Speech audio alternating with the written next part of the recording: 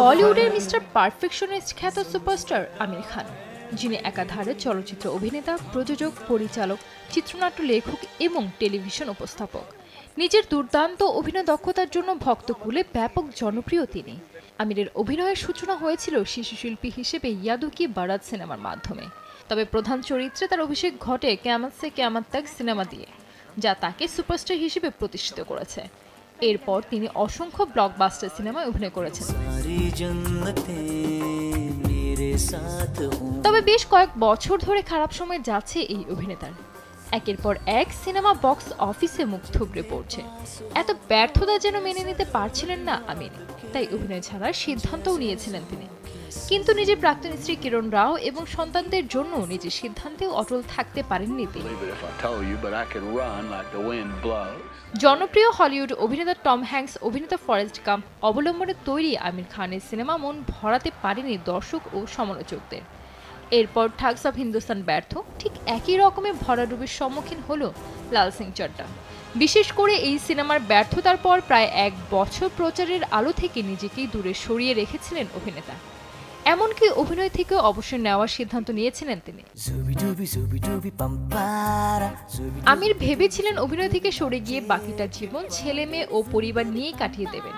তবে সাবেক স্ত্রী কিরণ রাও, সন্তান জুনায়েদ ও ইরা খান এবং তার প্রযোজনা সংস্থার কর্মীরা মিলে আমিরকে বোঝান। এতে নিজের মন বদলেছিলেন অভিনেতা। তবে এবার অভিনয় ছাড়া নিয়ে সিদ্ধান্ত চূড়ান্ত করেছেন আমির। সম্প্রতি ভারতের এক ইউটিউব চ্যানেলে সাক্ষাৎকার দিয়েছেন আমির খান ও কিরণ রাও। সেখানে অবসর নিয়ে নিজের ভাবনা জানান। এই সাক্ষাৎকারে অভিনেতা পরিষ্কার বলে দেন 70 বছর বয়সে অবসরে যেতে চান তিনি।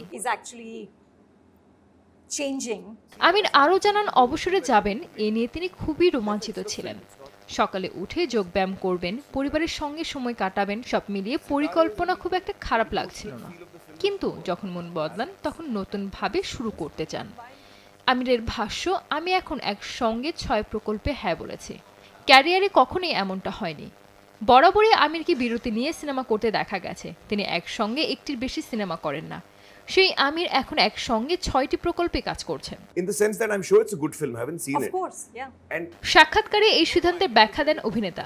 আমিরের ভাষ্য, আমি সম্ভবত ক্যারিয়ারের শেষ 10 বছরের চক্রে প্রবেশ করেছি। এজন্য ভাবলাম শেষ 10 বছর সবচেয়ে বেশি কাজ করা যাক। আমার বয়স এখন 59, আশা করি 70 পর্যন্ত কাজ করার মতো সুস্থ থাকবো। আমির আরও জানান, ক্যারিয়ারের এই শেষ 10 বছরে তিনি যতটা সম্ভব নতুন প্রতিভা তুলে আনতে চান। তার কাছে যাদের প্রতিভাবান মনে হবে তাদের সমর্থন দেবে। সেটা লেখক, নির্মাতা, গায়ক বা অভিনয়শিল্পী যে কেউ হতে পারে। এছাড়া জানা যায় নির্মাতা অনুরাগ বসু ভারতের খ্যাতিমান সঙ্গীত শিল্পী কিশোর কুমারকে নিয়ে বায়োপিক বানাচ্ছে, আর সেখানে কিশোর কুমারের চরিত্রে অভিনয় করবেন আমির খান। সানজিদ আক্তার, দেশ টিভি।